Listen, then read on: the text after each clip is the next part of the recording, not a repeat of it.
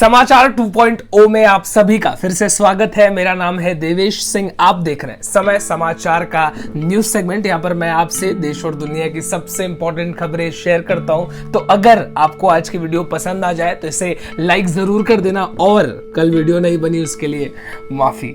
आज सबसे पहले पॉलिटिक्स की बात करते हैं। बंगाल में इलेक्शन शुरू है और आज 6th फेज ऑफ वोटिंग होगा, यानी गुरुवार को 43 सीट्स के लिए ये वोटिंग्स की शुरुआत होगी। छठवां फेज जहां पर मेजरली बीजेपी और टीएमसी के नेता आपस में वोटिंग की जंग लड़ेंगे। हम सबको पता है भारत की मिट्टी बिल्कुल भी सोना है। यहां पर एग्रीकल्चर, फार्मिंग, किसानी कितनी ज्यादा की जाती है, कितना ज्यादा हमारे देश में पैदावार है, इस बात को प्रूफ करते हुए पिछले साल से इस साल भी ट्रेड एक्सपोर्ट काफी ज्यादा बढ़ा है। यानी कि जो एग्रीकल्चर से सामान उगाए जाते हैं उसका एक्सपोर्ट जो बाहर भेजा जाता है वो काफी तेजी से बढ़ा है। मैं आपको बता दूं 18% की बढ़त 2020 फरवरी में 2,31,000 करोड़ रुपए के एक्सपोर्ट किए गए थे। उससे कंपेयर करें तो अप्रैल 2021 में अभी तक 2,72,000 करोड़ रुपए के एक्सपोर्ट किए गए। इतने सारे फार्मर्स प्रोटेस्ट,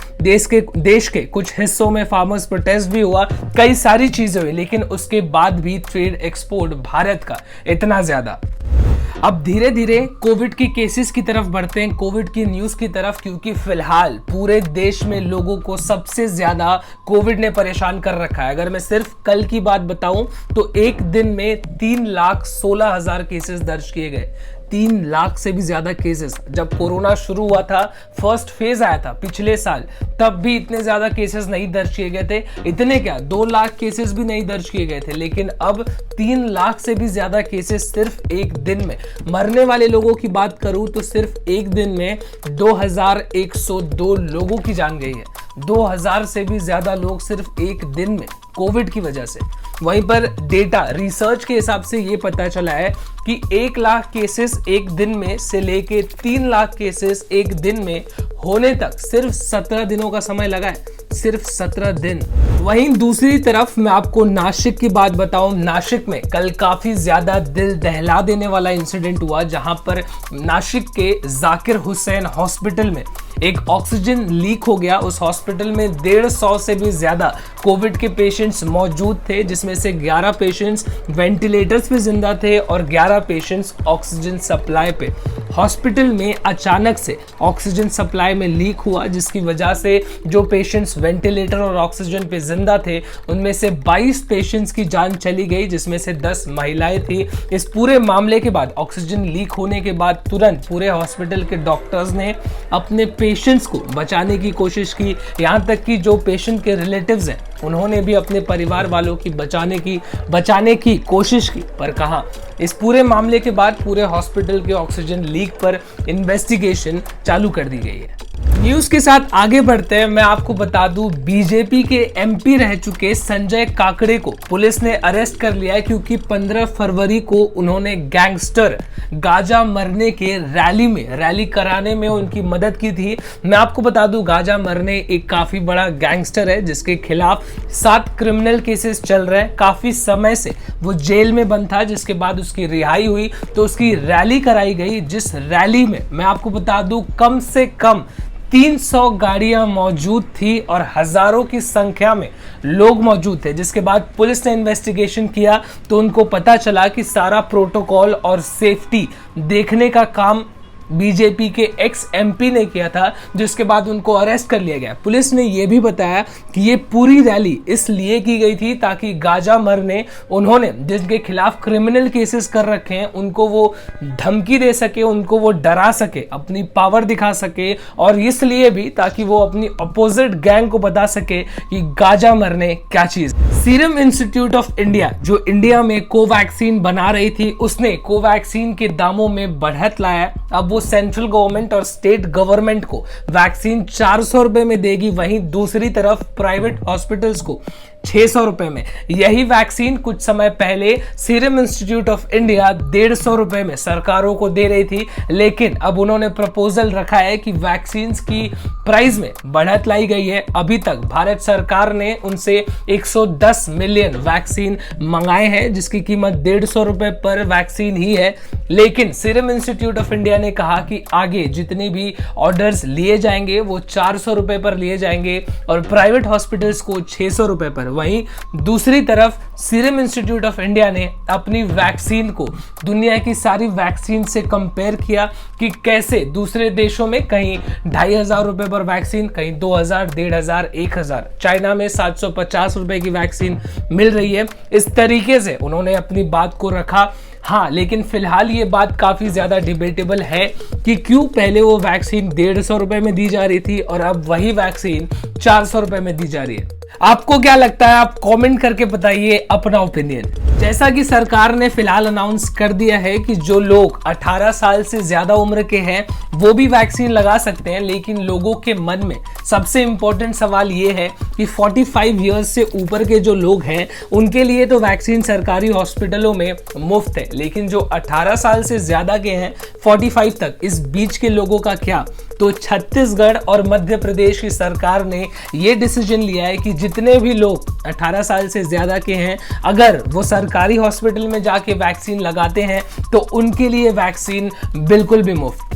अगली न्यूज की तरफ बढ़ते हैं। ये खबर सीधे थाने से निकल के आ रही है, जहां पर एक ऑटो में ऑटो ड्राइवर और पीछे 2 पैसेंजर्स बैठे हुए थे। ये तीनों लोग थाने स्टेशन जा रहे थे, तभी अचानक रास्ते में एक पेड़ इस ऑटो के ऊपर गिर गया, जिसकी वजह से ऑटो में मौजूद ऑटो ड्राइवर और पीछे 2 पैसेंजर्स में से एक पैसेंजर की जगह पर जान चली गई। पेड़ का गिरना इस कदर था कि वहां पर पूरी एक्सट्रैक्शन टीम को बुलाया जाना पड़ा ताकि उसके अंदर से पेड़ को हटाया जाए और बॉडीज को बाहर निकाला जाए।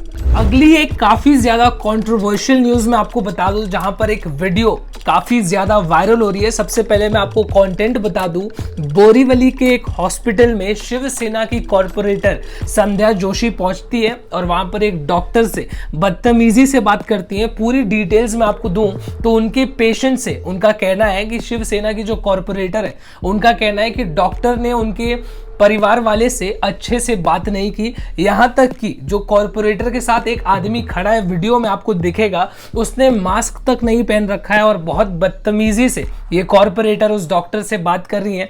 ये डॉक्टर्स वो डॉक्टर्स हैं जो कोविड जैसे सिचुएशन में अपनी लाइफ को रिस्क कर रहे हैं और 24 घंटे हॉस्पिटल में काम कर रहे हैं। उस कॉर्पोरेटर ने ये तक कहा कि तुम्हारे जैसे 10 डॉक्टर मैं बदल सकती हूँ। अगली नजर सीधे इस वीडियो पर। क्या बोला मैं आपसे? मुझे ये बताओ, मैं आपको 2 मिनट का बोला, क्या गलत बोला मुझे बताओ। दूसरा वर्ड क्या बोला आपने? क्या बोला मैंने? क्या हुआ? क्या हुआ? क्या बोला? वर्ड क्या बोला आपने? क्या हुआ? आप क्या तकलीफ है आपको? मेरे को ज्यादा सुनो, ये ऐसे 10 हॉस्पिटल में ना 10 डॉक्टर खड़ी कर सकती हूँ। उनका लैंग्वेज मेरे रिलेटिव के साथ गंदा था और वो तमाशा हुआ, इसके लिए मैं आई जब कौड़े को जो बात करे, कौड़े रिस्पॉन्सिबिलिटी पर्सन नहीं है ये हॉस्पिटल। और ऑफिसर को बोल रहे हाँ वही मुझे इश्यू नहीं है, मेरे को कंप्लेंट आया इसलिए मैं नीचे आया। अच्छा हो गया, आगे वो अच्छा हुआ। रिस्पॉन्सिबिलिटी पर्सन ये डॉक्टर जो बैठे हुए हैं ना उनको तमीज सिखाओ।